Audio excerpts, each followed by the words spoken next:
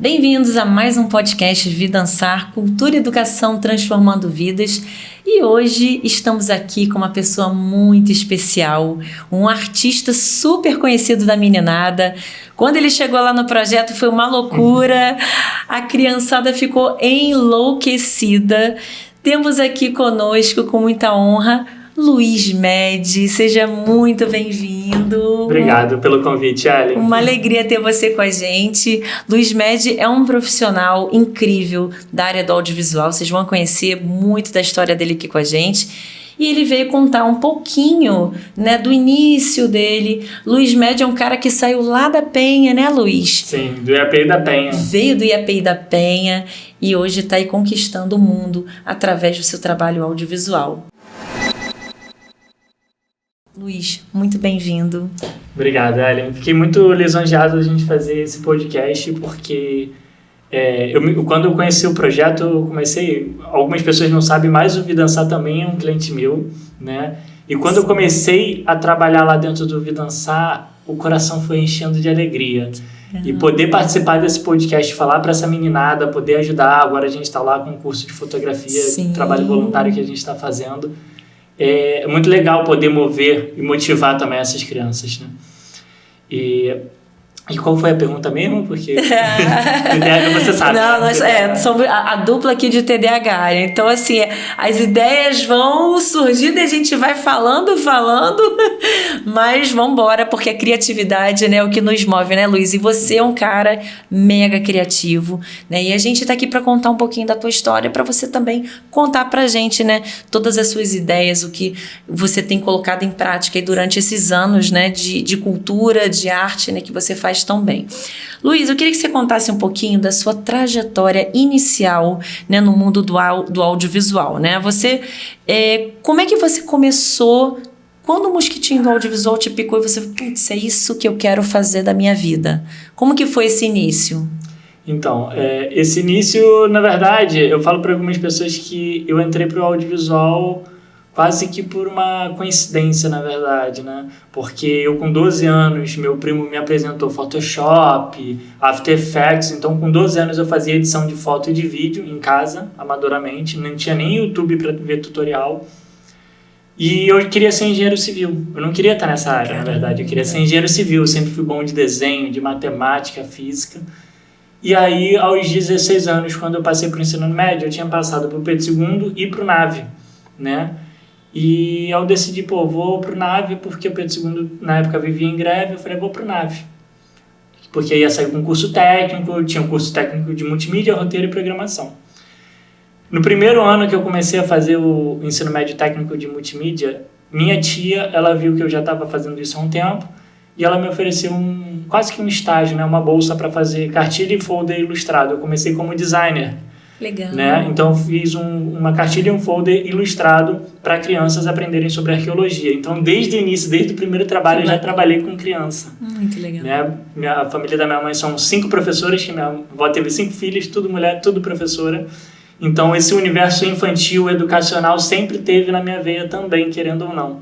Né? Tem muitos professores na família também, depois das gerações das minhas tias e da minha mãe, né?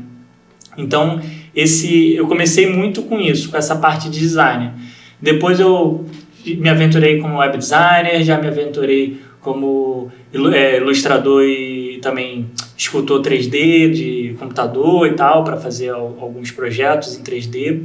Inclusive, já fiz uma maquete em 3D do Sambódromo para um cliente meu. Que legal. Então, a cultura e a engenharia foi assim, se mesclando, mesmo você não tendo feito engenharia, isso também foi inserido dentro também da parte cultural, né? Muito legal, né? Sim, basicamente, eu até falo lá nas aulas de fotografia que a minha paixão que eu tinha também pela física, pela química, pela matemática, acabei puxando isso também para o meio do audiovisual. Tanto que hoje em dia eu dou aula de fotografia através da física, explicando os conceitos físicos para ficar mais fácil de compreender.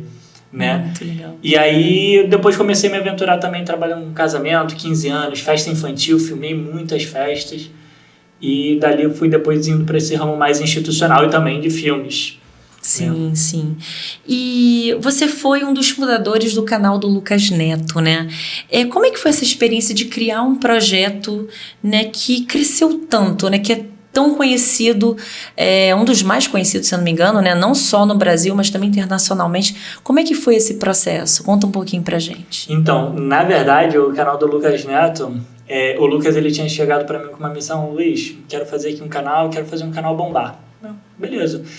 A primeira coisa que a gente ia tentar fazer era uma agência, né? Uma agência de publicidade. A gente produziu um único vídeo dessa agência, uma campanha de 1º de abril, e depois disso a gente começou a produzir o canal dele como Lucas Neto, né? Aí no início era para adolescente, e aí conforme a gente foi vendo também o crescimento do público infantil, a gente teve que se adaptar ao público e criar conteúdo para esse público.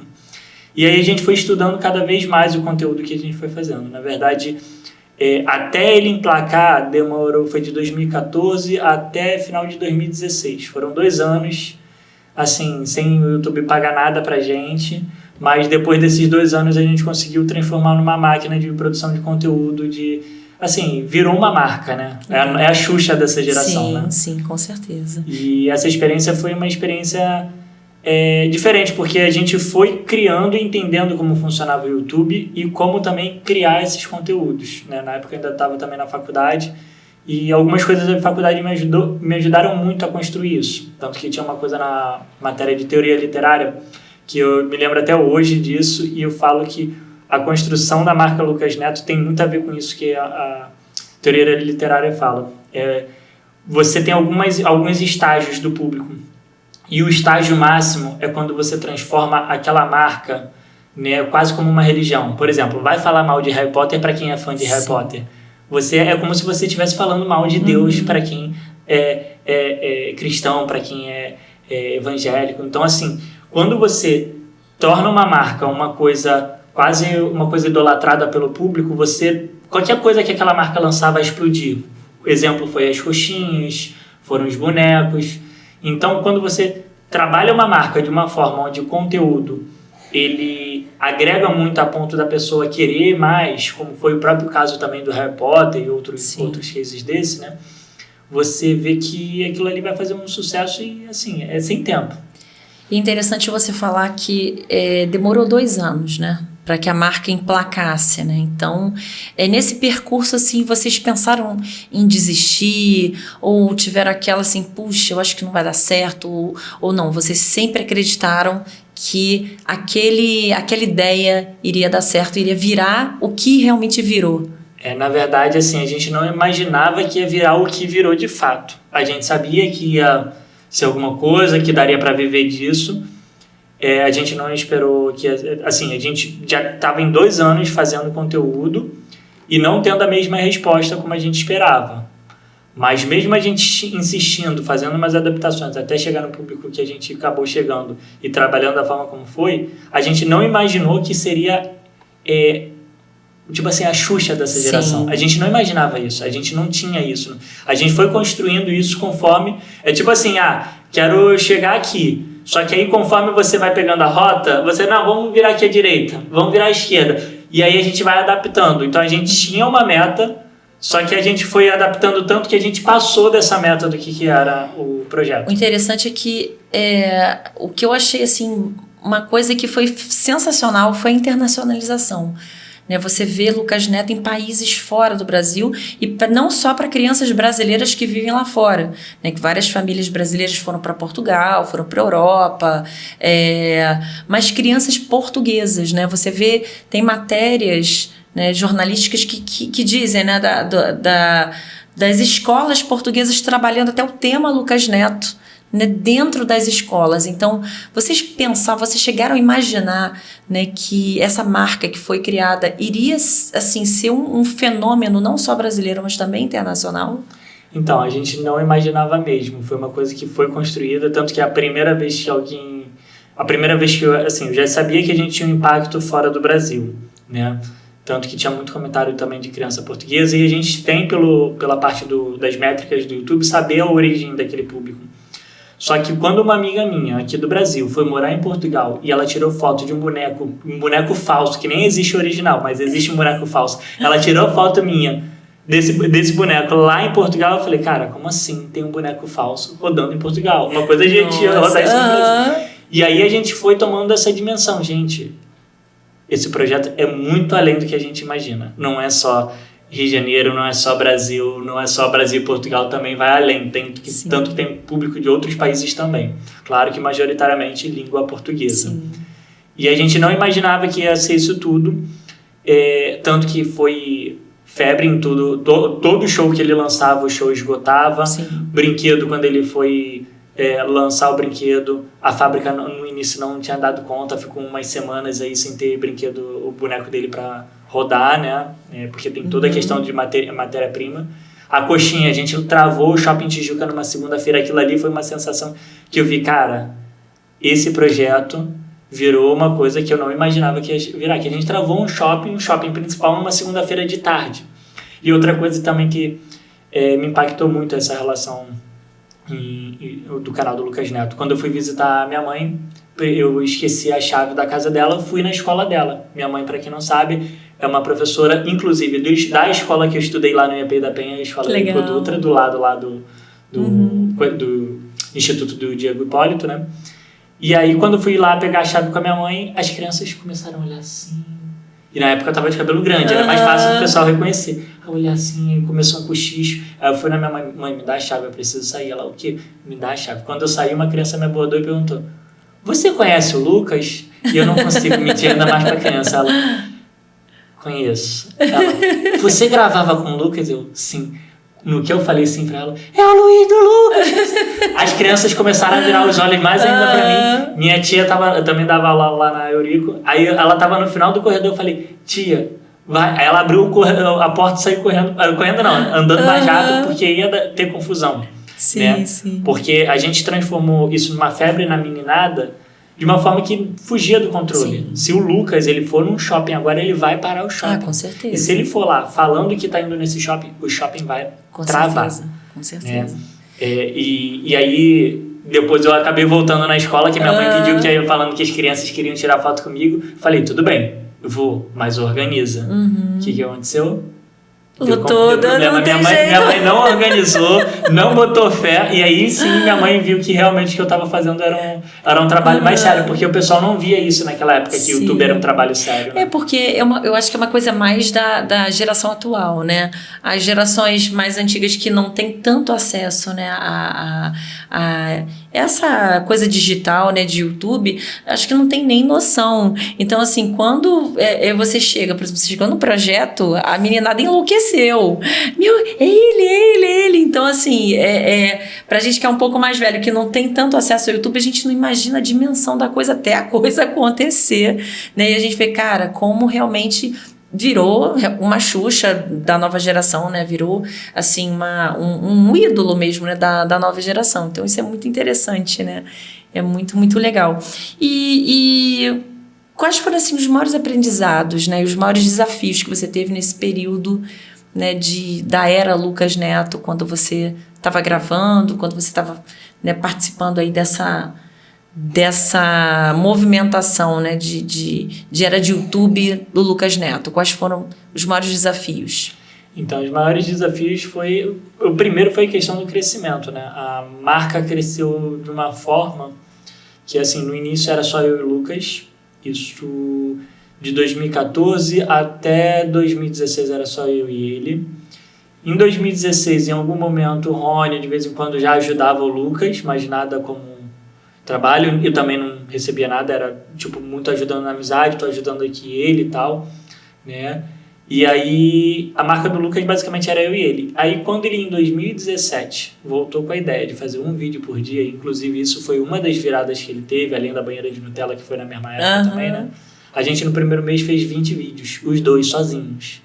Sendo que eu tinha outros trabalhos, sempre trabalhei com casamento, 15 anos, vídeo institucional. E aí, quando a gente viu que conseguiu fazer 20, a gente falou, a gente tem que ampliar a equipe. E aí que a gente foi aprendendo a ampliar. Só que quando você começa sem ter a intenção de ter uma empresa, ainda mais YouTube, que a gente acha que é uma terra sem lei, que não é uma empresa, é apenas um canal, não. Quando você abre um canal do YouTube, você já tem que visar que aquilo ali vai virar uma empresa. Quando começar a entrar dinheiro, tem que pensar... Tanto que ele perdeu no início muito dinheiro e tal, porque ainda tinha que legalizar a empresa, abrir uma empresa. Estava pagando como pessoa física, não jurídica. Sim. E sabe como é que é o imposto aqui no Brasil? Sim, exato. E aí é tudo isso da formalização, contratação, todas essas coisas é coisa que a gente não tinha noção, porque a gente não estava imaginando que aquilo ali era uma empresa. Sim. A empresa foi se formando conforme foi vendo que tinha que ampliar, contratar mais gente. Aí entrou depois uma produtora e um outro rapaz que me ajudava na parte de edição e gravação. Aí depois entrou mais outra assistente de produção. Aí foi ampliando num nível que chegou... Quando eu saí de lá, tinham 26 pessoas, se eu não me engano, no set de filmagem, contando com os atores. Então, assim, o pessoal acha que gravar vídeo no YouTube é uma coisa fácil. Os vídeos do canal do Lucas Neto empregam muita gente. Muito legal. É um canal, é literalmente quase um canal de TV, né? Muito Talvez legal. com as devidas proporções, com quantidade de grade, né? Mas é muita gente empregada e muita gente responsável por vários setores para fazer funcionar. Hoje em dia a marca Lucas Neto vai muito além do que apenas o canal, né? Mas é isso que é importante a pessoa pensar. Quando ela pensa em fazer um canal de YouTube, ela tem que pensar, isso um momento vai ter que virar empresa. E ela tem que estar preparada para da noite para o dia abrir um CNPJ, fazer contratação e por aí vai. Cara, muito legal. E o que você acredita que foi fundamental assim, para o sucesso do canal? Porque você tem o canal do Lucas e também teve o canal do Felipe, né? Que também é irmão do Lucas, né? O que você acha que foi... Qual foi assim, a chave fundamental para esse sucesso todo que aconteceu? Depois desses 2 anos, né? Que você falou de estarem aí... Acontece que o Lucas sempre foi irmão do Felipe. Ele deixou de ser irmão do Felipe a partir do momento que ele começou a ganhar a fama dele. E até ele começar a forjar essa marca Lucas Neto, demorou, até porque também tinha que estudar o público. O que eu vejo que foi o maior acerto que a gente teve em relação ao canal do YouTube e tudo mais, foi a questão da gente estudar o público e saber o que produzir. Porque assim, no início a gente fazia um tipo de conteúdo, era outro público. E depois tentou outro tipo de conteúdo, que já é outro público. E aí quando num outro formato, num terceiro formato a gente fez, e naquele outro formato começou a entrar criança, a gente falou, opa, aqui tem alguma coisa para a gente produzir. A gente começou a produzir conteúdo infantil começou a crescer num nível que a gente não esperava.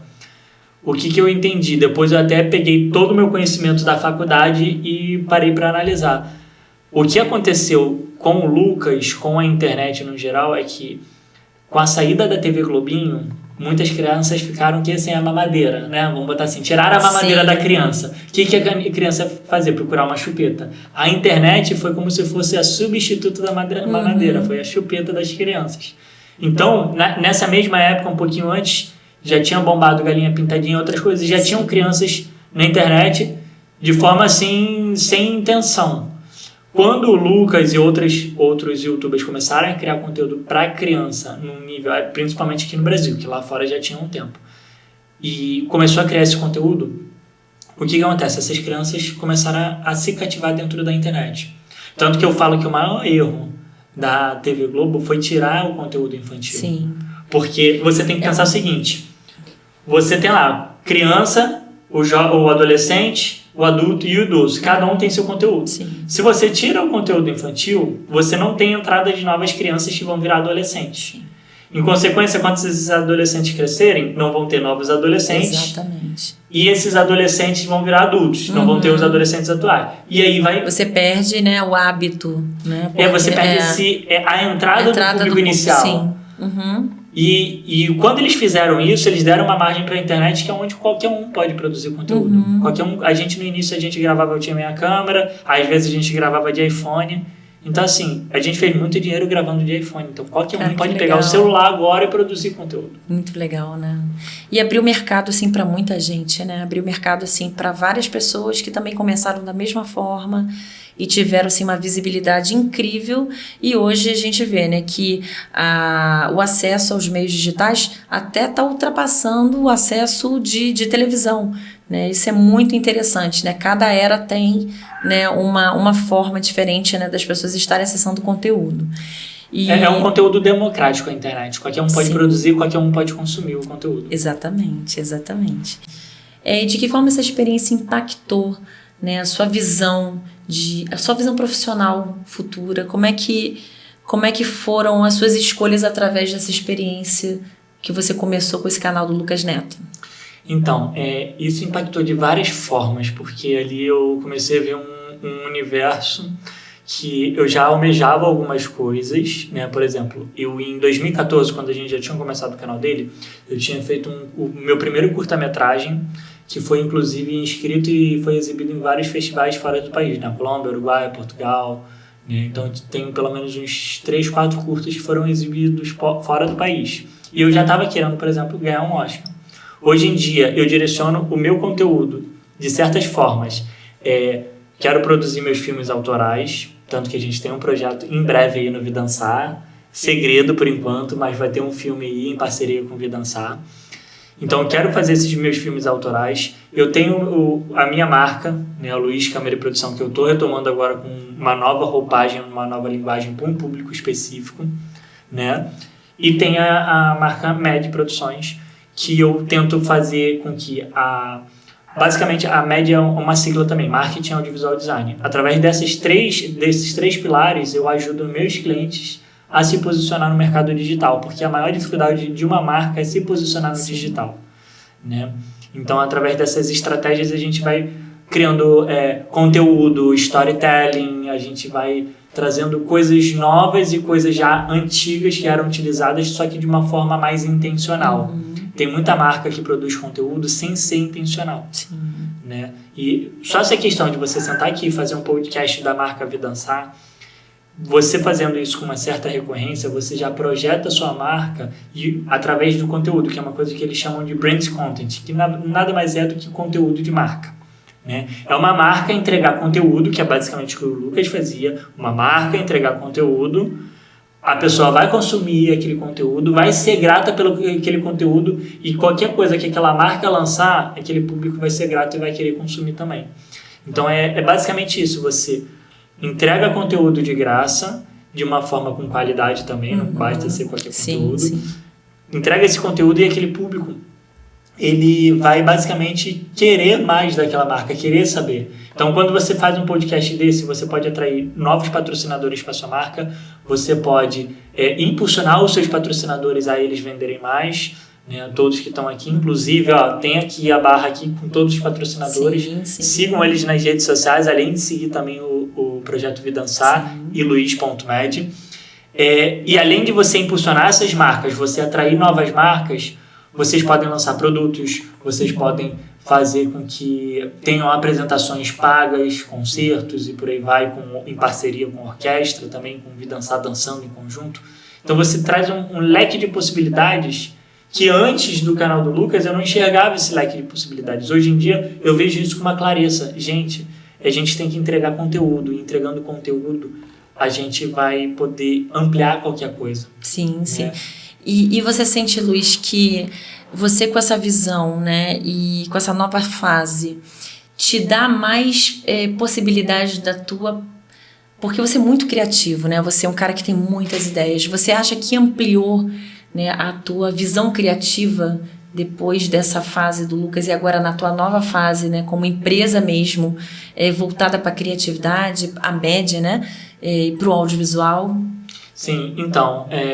Eu, quando saí de lá do Lucas, eu comecei a fazer alguns estudos, tanto que eu não fiz só o canal do Lucas, eu fiz o canal do Lucas, eu dei muito suporte ao Rony Fischer no canal dele, sigam também lá o canal do Rony Fischer, vai estar todos esses canais, essas coisas que a gente está falando, a gente vai colocar aqui na descrição desse vídeo.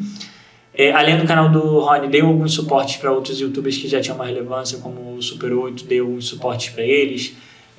Teve uma marca, inclusive, que me contratou para fazer a primeira consultoria que eu fiz paga, né? Isso foi muito engraçado. Eu falei, vou usar todas as técnicas que eu desenvolvi, que inclusive eu desenvolvi um método quando estava lá no Lucas. Hoje em dia eu já tenho um nome para esse método, que é basicamente mapeamento de público, M de mapeamento, o A de ação, ou seja, botar tudo isso na prática, e o D... agora deu branco, TDAH é brabo. O D, ele fala muito dessa parte de análise. Agora eu estou tentando lembrar o... Dados. Não, acho que é desempenho de estatística, desempenho de métricas. Que é basicamente você pegar todas as métricas que a própria plataforma te traz para você analisar como aquele conteúdo está chegando no público, se está indo bem muito ou não. Então... bom.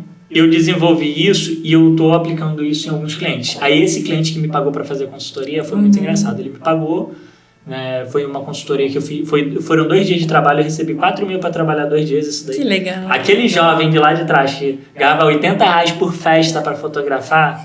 Hoje ganha 4 mil em 2 dias, ó, dá pra ganhar 4 mil em 2 dias. É muito bom isso.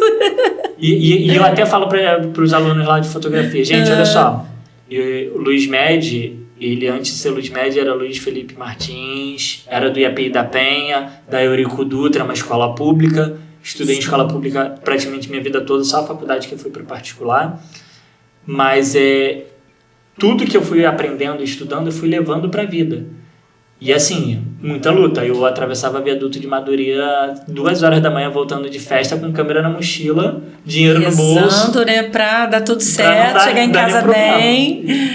Então, assim, foram muitas batalhas. Aí, quando eu cheguei nesse cliente, que eu consegui fazer 4 mil trabalhando 2 dias, eu cheguei lá. Eu basicamente tinha que fazer uma análise do que eles tinham e o que eles tinham que mirar. Eu entreguei essa análise. 3 meses depois, esse meu contato que trabalhava lá dentro da empresa me mandou uma mensagem em janeiro. Não me esqueço até hoje. Ele me mandou uma mensagem em janeiro. Luiz, você estava certo, a gente tinha que focar no público iniciante. Muito legal. E aí ele me mostrou o resultado. Eles tinham multiplicado por 12 vezes o número de views. Olha que legal. Por 8 vezes o ganho de inscritos. Isso organicamente. Uhum. E o case deles, inclusive, era engraçado porque era um curso de programação que ninguém conhecia. E eles estavam falando de conteúdos difíceis demais, que era quem já estava avançado. Eu virei para ele e falei, olha só, se eu sou um programador, eu entendo de programação de fato, mas se eu sou um programador, vivo disso, e já sei o avançado, eu não vou contratar um curso de uma empresa que ainda não tem a marca bem estabelecida. Sim, sim. Eu vou lá para Harvard, eu vou para outro lugar, para uma marca muito bem estabelecida. E eu falei, vocês têm que focar primeiro em cultivar as crianças de vocês. No caso, não eram crianças, é o público iniciante. Sim. Então, é aquele mesmo reflexo que eu falei da TV Globo. Focar no público leigo para desenvolver esse público que ele começa a consumir conteúdo. Porque se a marca não é relevante, tu não consegue vender para quem está aqui em cima. Sim, e quais são as ferramentas que você usa, Luiz, para você visualizar, né, essas ferramentas técnicas que você utiliza, né, dentro do canal, no caso, né, esse mapeamento para você saber, né, qual o público que você atinge, como é que você faz esse mapeamento? Então, na verdade, na etapa do M, o mapeamento que é antes, a gente primeiro estuda o mercado, né? Quando a gente, inclusive no canal do Lucas, a gente viu que o mercado infantil tinha pouco conteúdo, a gente começou a estudar o mercado infantil fora do Brasil, né? Então, na letra M, o mapeamento basicamente é estudar a concorrência, quem já está dando certo com aquele público. E aí é estudar o conteúdo, as temáticas que eles fazem, a forma como eles se comunicam no vídeo, estudar também essa parte de thumbnail, qual é as cores que são utilizadas. Então você faz todo um estudo de quem já está dando certo e para você se inspirar nisso, né? Já na parte das métricas, que é a parte do final, né, que eu estou tentando lembrar a palavra, mas só vai vir logo depois do podcast. Mas na letra D, que é nessa parte que a gente entende as estatísticas, né, do método, né? O que a gente faz? A gente viu aquilo que a gente planejou no início, botou em prática, a gente vai ver, através da retenção, você vai ver o quanto tempo as pessoas consomem o seu vídeo, ou seja, se elas param no início, no meio, no fim, né? E aí uma métrica saudável que eu já dou para vocês é que um canal saudável ele tem uma métrica pelo menos de 30%, 33% de retenção, ou seja, 33% do público assiste até o final, vamos botar assim, né? Claro que é uma média que o próprio YouTube faz. Sim. Então a retenção é importante para você ver se o conteúdo é bom. Porque se o conteúdo for ruim, as pessoas vão sair nos primeiros segundos. Uhum. Se não for aquilo que está dizendo na thumb, se o conteúdo não tiver a ver com aquele público, eles vão sair nos primeiros segundos. E hoje você tem uma métrica de minutagem, porque a gente viu também isso mudar, né? Nesses anos de YouTube. Você via que YouTubers antigamente faziam vídeos de 20, 30 minutos, aí começaram a mudar essa métrica, né, de minutagem, diminuiu bastante. Como é que está hoje esse processo, né? Então, isso daí vai variar de acordo com o público e a plataforma. Como você vê, o TikTok são vídeos curtos, né? Uhum. Então, uma coisa que inclusive está acontecendo com essa nova geração, que eu acho que ainda se enquadra na geração que assistiu o Lucas já desde o início. É que eu não lembro agora quando mudou, tem essa virada de chave. Mas essa geração que são as crianças e os adolescentes agora, eles não conseguem ver vídeos longos. Sim.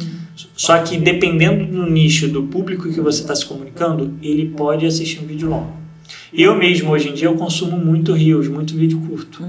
Só que quando eu quero uma coisa específica, eu vou para um vídeo longo, eu vou para um podcast, uma coisa maior. Então, o que você tem que entender é aquele vídeo, aquele público, aquele nicho específico precisa de vídeo curto ou vídeo longo. Vou dar um exemplo aqui. Por exemplo, se você está querendo ver uma coisa engraçada, são vídeos curtos. Que aí tem TikTok, tem Kawaii, tem Instagram, né? Tem até o próprio Shorts do YouTube. Agora, se, por exemplo, quero ver como trocar o cabo flat da minha TV, você vai no YouTube procurar um tutorial de como abrir a TV, o modelo tal e trocar o cabo. Então, são coisas diferentes. Sim. São nichos diferentes, né? E pode ser o mesmo público, só que cada um tem uma intenção. Eu posso consumir aquele conteúdo engraçado e posso consumir um conteúdo de como consertar minha TV mesmo em casa. Ou coisa mais simples. Eu quero ver receita. Receita tem 2 tipos de formato. Você pode ter aquele formato de vídeo curto que tem muito no Instagram. O pessoal mostra os ingredientes muito rápido, faz ali a mistura e fica pronto. Ou você pode ter uma receita um pouco mais elaborada com um programa de TV ou até mesmo no YouTube. Então, é entender o seu público e como ele quer consumir o conteúdo. E isso você vai ver pelas métricas, entendeu? E aí olhar as métricas e testar uma nova coisa. Teste e olha, teste e olha, teste e olha. E o que você diria, Luiz, para quem está começando agora, né, no mercado audiovisual? Quais são os conselhos que você dá, né, para esse público que, cara, eu gosto muito do Luiz, eu quero fazer o que ele faz? O que você diria para essa garotada que está começando nesse mercado? Tá, primeiro ponto que eu falo é faça. Se você guardar na gaveta, vai ser como muitos projetos que eu já tive. Eu guardei na gaveta e não fiz. Os projetos meus que deram certo foram aqueles que eu peguei, tirei do papel e botei, vamos fazer. Então, a primeira coisa que eu falo, faça. Segundo, se planeje e vai se orientando de acordo com o seu objetivo. Então, você tem que fazer aquela ideia, mas tenta se planejar minimamente para fazer dar certo da forma correta. Tá? Outra coisa, escute os outros. Como assim escutar os outros? Principalmente seu público. Quando eu lancei o meu canal, era luz, câmera e produção. Não era luz, era luz de iluminação. Era até uma brincadeira de tipo luz, câmera, e ao invés de ação, era produção, porque a produção sempre tem que resolver algum BO. O público foi olhando o meu conteúdo, foi começando a consumir, e o pessoal falou, o canal poderia ser Luiz, o canal poderia ser Luiz. Luiz, câmera e produção, Luiz, câmera... Quando começaram a falar isso, eu falei, cara, tá aí, eu tenho que mudar. Se o pessoal tá pedindo, eu tenho que mudar. E outra dica que eu posso te dar, se você tá pensando em desenvolver o seu conteúdo dentro do YouTube, olha o Rei do Show, né, que é aquela série sobre a vida do Silvio Santos. Sim.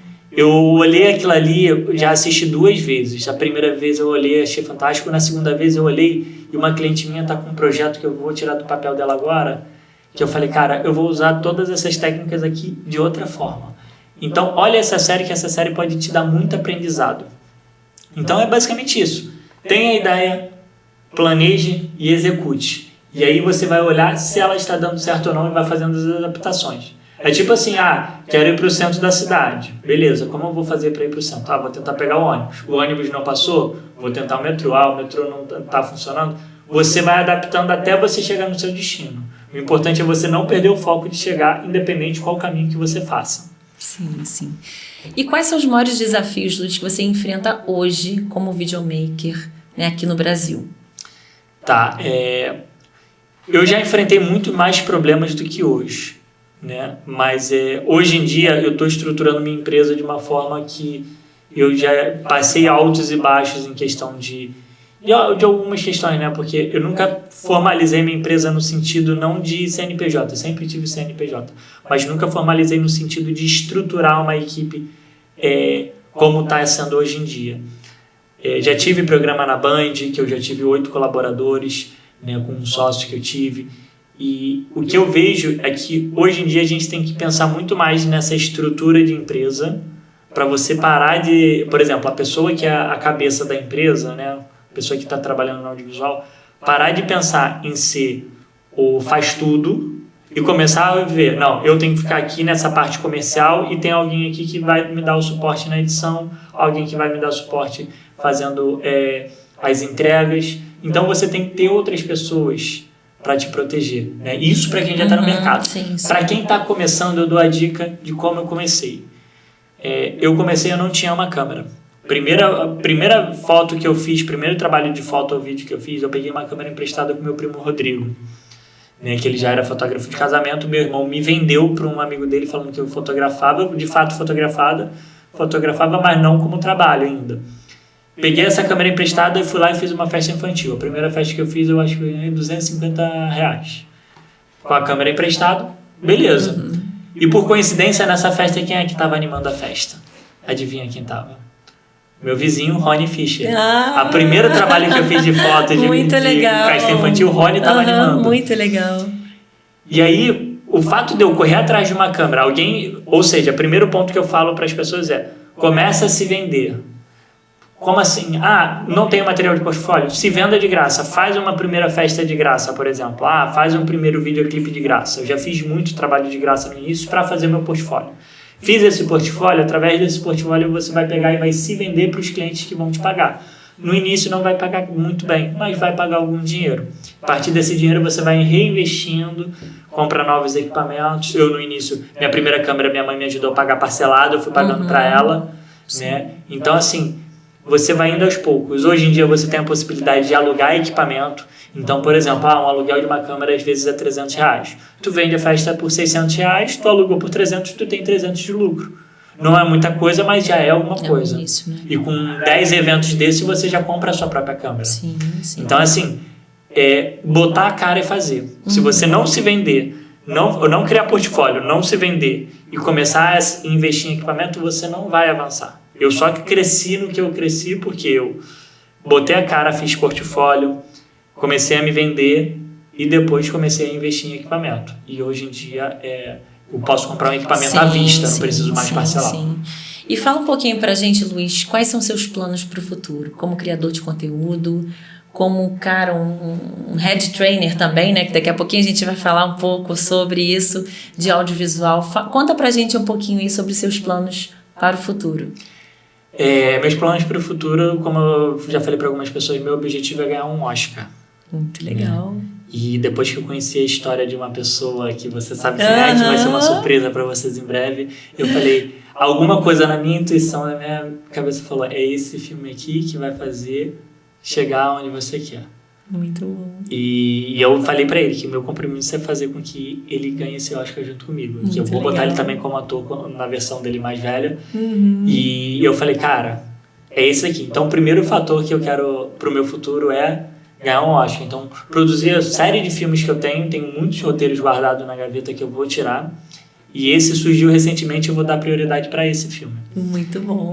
Segundo, eu quero ensinar tudo que eu já ensino desde cedo, né, desde os meus 18 anos, tanto que o Rony, ele foi meu aluno de 3D, de Photoshop, eu ensinei muita coisa pro Rony no início. E hoje tá bombando, hein, gente? Aí você acompanha as redes sociais, os canais deles, dos dois no YouTube, é fenomenal. É muito legal e assim, é gostoso de ver, né? Porque são conteúdos que estão sempre se atualizando, então é muito bacana.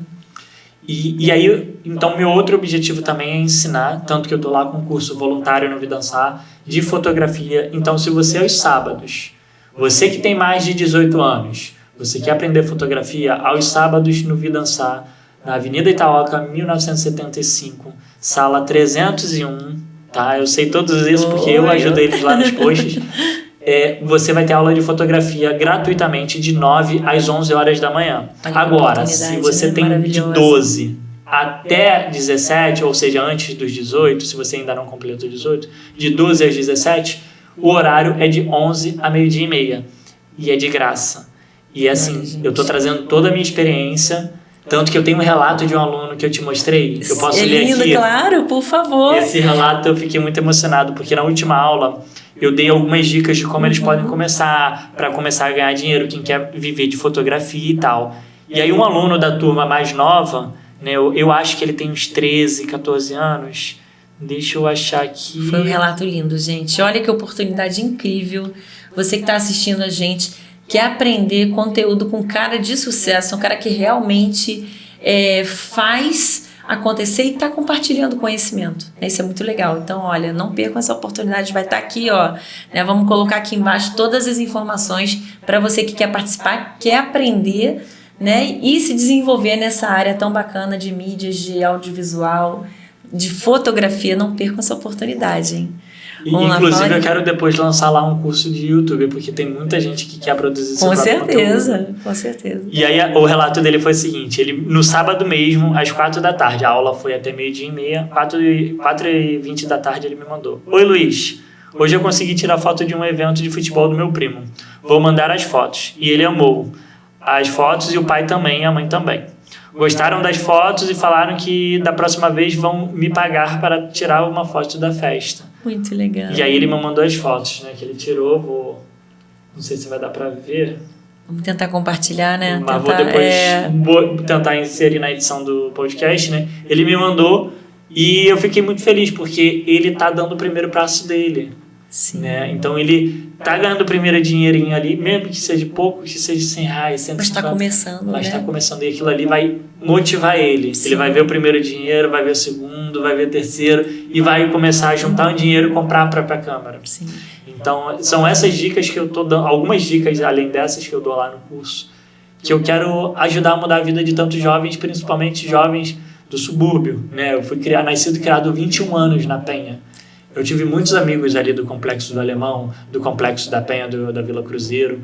Então, se eu puder mudar a vida desses jovens, assim como a minha vida foi mudada, apesar da minha vida ter sido mais fácil que de muitos outros jovens, né?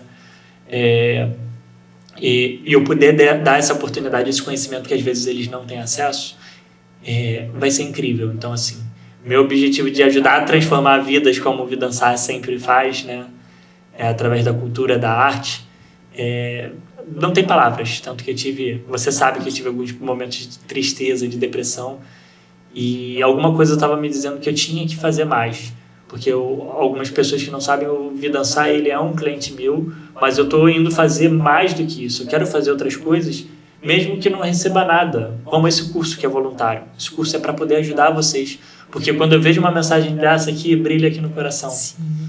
E aproveitando, né, conta um pouco pra gente como tem sido a tua experiência, né, no Vidansar, né, no projeto social, onde a gente tem a oportunidade de transformar tantas vidas, né, de alunos e também as nossas vidas. Queria que você contasse um pouquinho como está sendo essa tua experiência, né, e como que você se enxerga, como que você enxerga daqui a 5 anos, né, com toda essa vivência que você está tendo hoje no projeto Vidansar.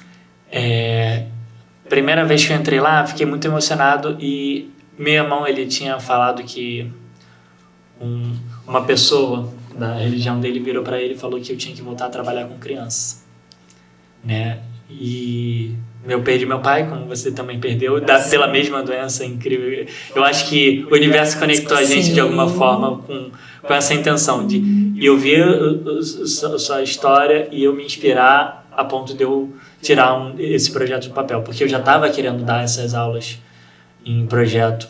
E quando eu conheci o Vidansar, fiquei encantado com as histórias que eu ouvi lá, com tudo que tem acontecido, com as dificuldades e as coisas boas, e a gente vai vendo toda a perspectiva do que é um projeto, né? O que acontece é que no ano que meu pai faleceu, em 2019, e no mesmo ano que ele faleceu, eu pensei em fazer um projeto, mas não com o intuito disso, mas alguma coisa na minha cabeça falou, cara, vamos fazer um projeto social, ensinar fotografia, ensinar audiovisual, ensinar isso, roteiro, ensinar YouTube. E eu joguei essa ideia com um amigo meu, ele gostou da ideia, tanto que a gente chegou a pensar num projeto com mais de 23 modalidades de artes diferentes, com escultura, grafite, trazer conhecidos que eu tenho desse segmento, né? Só que eu guardei isso no papel. E aí quando eu conheci vocês, e aí quando eu escutei a sua história em relação ao seu pai, eu me conectei de volta com aquele meu sentimento em relação ao meu pai, e aí do nada veio, caraca, eu acho que isso daí que é um sinal para eu estar cada vez mais dentro aqui, ajudado da forma que seja, conseguir doação da porta, conseguir fazer não sei o que lá, o que eu puder ajudar, né, dentro do Vidansar, está sendo incrível para mim, né, tanto que Eu apresentei o Vi Dançar para uma rede, né, de negócios que eu faço, uma rede de negócios, né, de outros empresários. BNI. Que eu sabia que aquele grupo, o BNI Millennium, mudou a minha vida e eu sei que pode ajudar a mudar a vida de vocês. Então, eu apresentei vocês justamente, eu quero fazer parte dessa transformação do Vi Dançar. Já está fazendo. E ver o olhar dessas crianças, as crianças interessadas lá em aprender o curso, em querer saber mais, me procurar depois, ver o brilho no olhar das crianças que passaram lá e as histórias que passaram para o Bolshoi. Inclusive, posso fazer um adendo aqui? Olha só, gente, tem uma campanha rolando e vocês não podem perder essa campanha. É uma campanha para ajudar 5 jovens, 4 do Complexo do Alemão e 1 de Saracuruna, a conseguirem ir para a seletiva em Joinville, a seletiva do Bolshoi. Elas passaram na pré-seletiva, agora elas precisam ir para Joinville fazer essa prova, essa seletiva. Só que elas precisam ir acompanhado também de responsáveis, que vão ser 5 responsáveis e mais alguém fazendo essa parte da captação, promoção do coisa. Então, se vocês conhecem alguém que possa fazer doação para essa vaquinha online, a gente vai disponibilizar na descrição desse vídeo, logo no topo, essa vaquinha online. Esse vídeo que vai sair também no Instagram vai estar lá no link na bio. Vocês vão poder fazer uma doação e ajudar 5 vidas a se transformarem, assim como foi a vida do Luiz. Eu conversei com ele online e eu me emocionei muito. Ele era do Complexo do Alemão, ele tinha diversas dificuldades, assim, que não vale abrir aqui, mas quando sair essa novidade que a gente vai fazer, vocês vão saber um pouco mais. Mas ele teve várias dificuldades na trajetória dele, que ele era para ser mais um da estatística. Não era para ele estar onde ele está. Mas com a resiliência que ele teve e os apoios que ele teve, a ajuda da Ellen, a Aline pagou a passagem para ele ir para Joinville, né? Um beijo para a Aline também, a Aline Guimarães do projeto. Se não fosse essa passagem que ela doou, se não fosse a Ellen abraçando ele, trazendo ele para o projeto, dando as ajudas de custo, tudo que ela ajudou nele, ele só seria mais um da estatística. E ele tem uma potência incrível. Hoje em dia ele está em Nova York. No Dance Theatre of Harlem. Ele dançou na Dinamarca, numa companhia. Para a rainha da Dinamarca. Dançou para a rainha. E hoje está dançando ao lado da Ingrid Silva, uma das maiores bailarinas brasileiras de todos os tempos. Ele é o partner da Ingrid Silva, né? E os dois estão representando o Brasil lindamente lá nos Estados Unidos, né? E é um orgulho pra gente, né? Sim. E você pensar que quando você fizer essa doação, você não está jogando seu dinheiro fora, você está investindo no futuro de um jovem que pode estar dançando de novo para a rainha da Dinamarca, ou pode estar dançando para o Papa. Eu conheço jovens de outros projetos sociais que foram tocar lá no Vaticano para o próprio Papa. Então, assim, quando você investe, né, nesses jovens, você está investindo no futuro deles. E um dia eles vão ser gratos por você ter investido. Por exemplo, quando eu conversei com o Luiz, ele falou, quem pagou minha passagem foi a Aline. E ele tem uma gratidão pelo Vi Dançar e pela Aline e pela Ellen, de uma forma que eu tenho certeza que toda vez que elas duas conversam com ele, enche o coração delas, porque ele é grato de verdade. Sim, e a gente recebe muito mais do que doa, né? Quando você fala, eu vou doar, mas você recebe muito mais, porque você está realmente investindo, né? Você vai ter o retorno desse investimento, e não tem retorno melhor, né, do que você ver uma vida transformada, você está recebendo essa gratidão, né, e eu acredito muito, né, em Deus, né, eu acredito que Deus, ele com certeza, ele retribui, né, todas as pessoas que fazem o bem, né, isso é lei da física, né, então você tem aquele bem de volta, então é muito importante, né, se você realmente quer transformar a vida de uma pessoa, se você tem essa intenção, né, de fazer o bem, faça o bem para um projeto social, faça o bem para alguém que você conhece,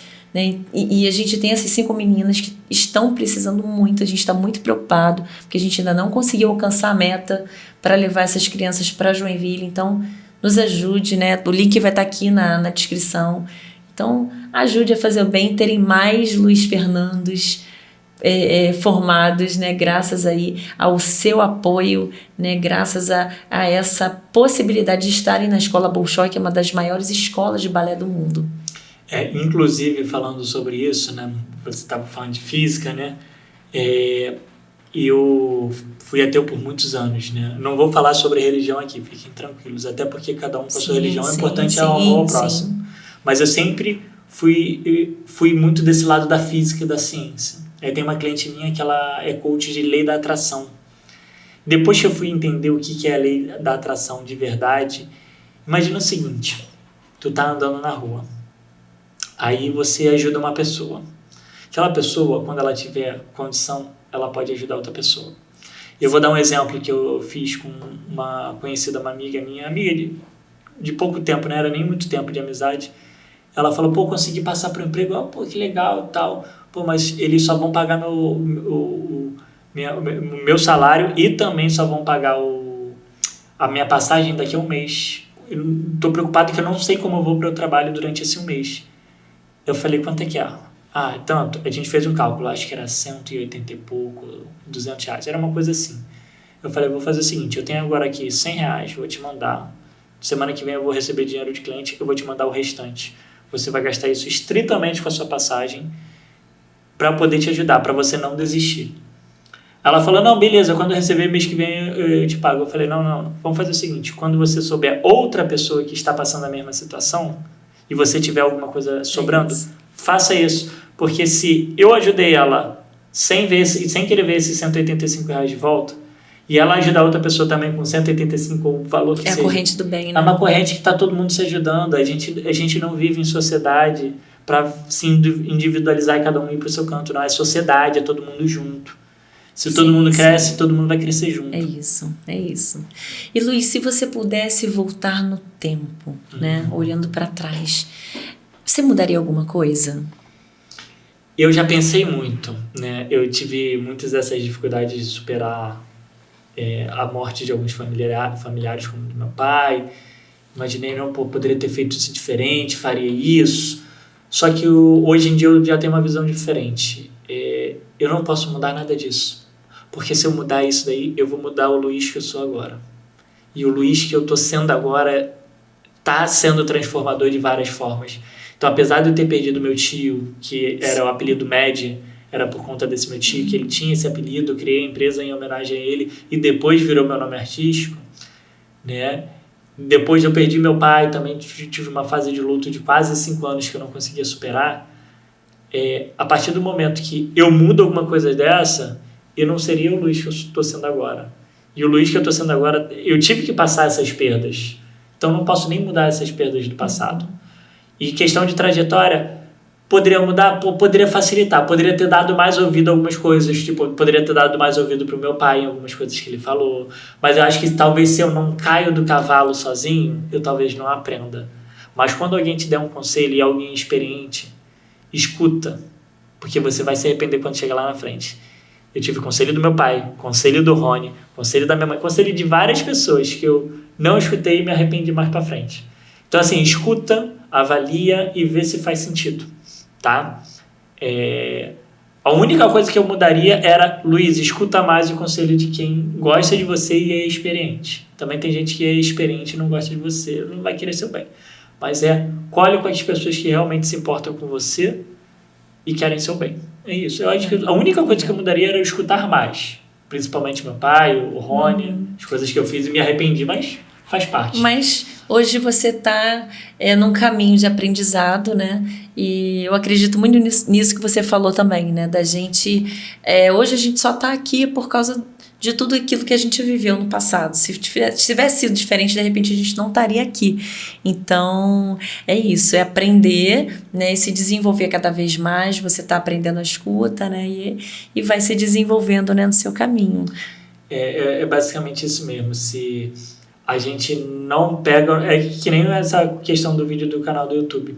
Se você não produz e vê o que você acertou e o que você errou, que não é só ver o erro não, tem que ver os acertos também.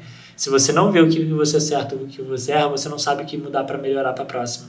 A nossa vida é isso. Sim. É fazer, pensar, fazer e repensar o resultado. Porque a partir do resultado você sabe, não vou fazer mais isso. Sim. Vou fazer mais isso, porque Sim. isso deu certo. Então é isso, a gente leva para a vida. É isso. E Luiz, fala pra gente agora qual foi o momento mais gratificante da sua carreira, seja como criador de conteúdo, como youtuber, como fotógrafo. Qual é assim, o momento da sua carreira que você lembra com mais carinho, com mais gratidão? Foram tantos. Foram tantos, é muito difícil, mas assim, a primeira vez que eu me impactei foi quando meu curta foi exibido fora do país. Foram para festivais internacionais. Inclusive, eu tinha feito 2 curtas na época, um documentário e um de ficção, e os 2 foram selecionados para o mesmo festival. Fiquei impressionado. Legal. Esse foi o primeiro ponto que me impactou tanto, porque esse curta em específico eu mostrei para o meu pai, e hoje em dia eu sei o porquê eu gosto de emocionar, impactar as pessoas, e o porquê eu quero ganhar um Oscar. Porque eu amava ver o brilho nos olhos do meu pai quando ele via um trabalho meu. Então, acho que o primeiro momento que eu vi o meu pai feliz com um trabalho meu, provavelmente deve ter outros momentos da minha infância, que eu não recordo de todos, né? Quando eu vi aquele brilho no olhar do meu pai, e ele acreditando no meu potencial, aquilo ali valeu mais do que qualquer outra pessoa acreditando em mim. Né? Tanto que quando a gente foi desfazer das coisas da casa, eu vi que ele guardou todos os desenhos que eu fiz de Dia dos Pais para ele. Coisas do meu jardim de infância. Aí, aos 20 e tantos anos, ele ainda tinha aquilo guardado. E eu não esperava que ia encontrar aquilo, nem sabia, nem lembrava da existência. Quando eu comecei a olhar aquilo ali, eu falei, meu Deus do céu, eu não sabia que ele guardava aquilo. Né? Então, esse reconhecimento que eu tive do meu pai foi fundamental para mim. Muito fundamental. Que bom, né? Fora outros reconhecimentos, quando a gente parou no Shopping Tijuca, lotou o shopping. Quando eu vi também no olho da minha mãe que ela começou a ver meu trabalho como uma forma séria depois que eu fui lá no colégio dela.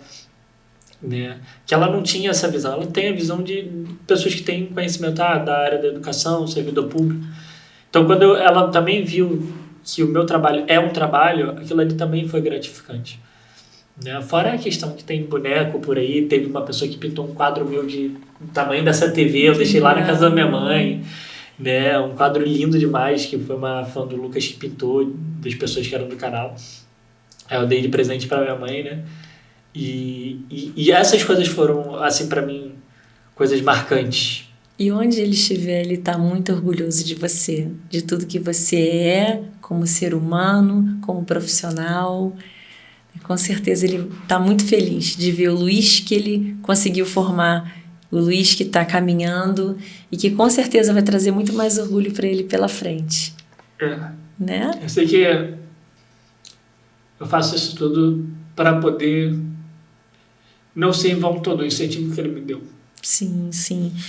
E Luiz, para quem está começando agora, né? Você que tem toda essa vivência, essa experiência, qual é um conselho que você daria para alguém que está te olhando agora, um adolescente, um jovem, e está pensando assim, cara, eu quero chegar lá, eu quero chegar onde o Luiz chegou? Vamos lá, tem algumas dicas que eu posso dar. Eu só tô onde eu tô por dois motivos principais, meu pai e minha mãe. Minha mãe foi, vamos dizer assim, o pilar financeiro. Ela sozinha, sem a ajuda do meu pai, né? Meu pai era desempregado, ela sozinha sustentou 3 filhos e não deixou a gente passar necessidade. A gente teve dificuldade alguns meses, como todo mundo tem, mas ela não deixou a gente ficar sem comer. Então, assim, minha mãe foi meu pilar financeiro, então ela me deu esse suporte financeiro e me ensinou muita coisa também, né?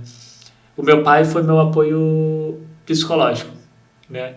Então, meu pai, apesar dele não entrar com dinheiro, todo o apoio de incentivar no que eu acreditava do que eu queria, aquilo ali já valeu mais do que qualquer pensão que ele poderia dar para minha mãe. Porque eu já pensei muito em desistir. E eu não desistia porque eu tinha ele lá me apoiando. Então, você ter alguém para te apoiar, acreditar em você, e outra pessoa que não deixe você cair, não deixe você passar uma situação de necessidade, são essas 2 pessoas que você tem que ter como suporte. Porque se falta dinheiro, você fica com fome, você não consegue trabalhar. E se você está desmotivado emocionalmente, está pensando em desistir, você não vai continuar. Então, o emocional e o financeiro são 2 coisas que tem que andar lado a lado. É difícil não ter. E o que eu dou de conselho para vocês é: acreditem nos seus sonhos. É o slogan até lá da marca da música do Lucas Neto, inclusive. E eu fui acreditando no meu sonho, tá me levando a lugares que eu não imaginava. E eu tô fazendo isso, inclusive, com a minha enteada, porque Eu tô querendo ajudar a colocar no balé, a gente vai tentar colocar lá no Vidansar. Já tô sabendo que ela já teve um olhar lá profissional que já falou, essa menina tem talento, eu já tô sabendo disso já. Luiz Fernando olhou a Helena e já falou, olha, ela tem futuro, hein? Quando eu vi ela fazendo algumas coisas, e ela tem 6 anos de idade, vai fazer 7 agora, quando eu vi aquilo ali, eu falei, meu Deus do céu, aqui tem um talento que tem que ser investido. Sim. Então, até dou essa dica para os pais. Viu o talento no seu filho? Tá cortando. Eu falo que às vezes é difícil, porque a Helena, ela gosta muito, ela também tem outras habilidades. Falei, ela pode ser ter design de produto, que às vezes ela, fiz um squish de papel com não sei o que lá, fiz um gatinho de papel, ela começa a fazer umas coisas assim, que eu falo, cara, essa garota, ela vai usando muita criatividade. Só que em contrapartida, bagunça bastante. Mesmo que seu filho faça alguma bagunça, faça alguma coisa, se você viu que ele tem algum potencial, se seu filho, por exemplo, é muito mandão, ele pode ser um bom líder. Se seu filho, ele desenha muito bem, pode ser ilustrador, pode ser um designer, pode ser grafiteiro, pode ser tatuador, pode ser várias outras profissões. Se seu filho, ele tem habilidade com dança, pode ser dançarino de balé, sim, de jazz, de várias outras profissões, de breaking. Sim. Né? Então, assim, viu o potencial no seu filho, invista nesse potencial, tenta arranjar, nem que seja um curso gratuito, se tiver dinheiro, paga um curso pago. A minha mãe, inclusive, ela pagou para mim na época, mesmo com todas as dificuldades, ela pagou um curso de desenho para mim, depois eu pago um curso de Photoshop, essas coisas, só que o que eles estavam ensinando eu já sabia por fazia muito tempo isso, né? Por ter muitos anos já fazendo isso. Então, assim, invista nos seus filhos, invista nas potências que vocês têm em casa, né? Então, se seu filho sabe aprender o inglês sozinho, invista para ele se desenvolver no inglês, fazer um intercâmbio. Se seu filho sabe fazer matemática, invista em coisas envolvendo matemática, porque você vai levar eles muito para longe, muito além, né? E eu acho que é justamente isso, esse investimento nos jovens. E é o que o Vidansar faz. O Vidansar investe nos jovens. Né? Sim, é isso. Luiz, queria que você desse as suas considerações finais para quem está assistindo a gente. E eu queria que você pensasse um pouquinho e falasse para a gente como é que você vê o Luiz daqui a uns 20 anos. Como é que você se projeta daqui a 20 anos? Claro, além do Oscar, que a gente sabe que você vai ganhar. E fala para a gente qual é o teu projeto para daqui a 20 anos, você olhar para trás e o que onde você conseguiu chegar. Tá. Daqui a 20 anos eu me vejo provavelmente já com algum Oscar, ou pelo menos uma candidatura ao Oscar. Me vejo produzindo esses meus filmes autorais, tanto documentário quanto de ficção, ou ficção baseado em fatos reais, né? Que é uma das coisas que eu mais amo fazer, baseado em histórias de verdade. Vou ter escrito livros, estou com planos para ano que vem já ter alguns livros escritos. Vou voltar a produzir conteúdo do meu canal, que eu tinha parado na época da pandemia.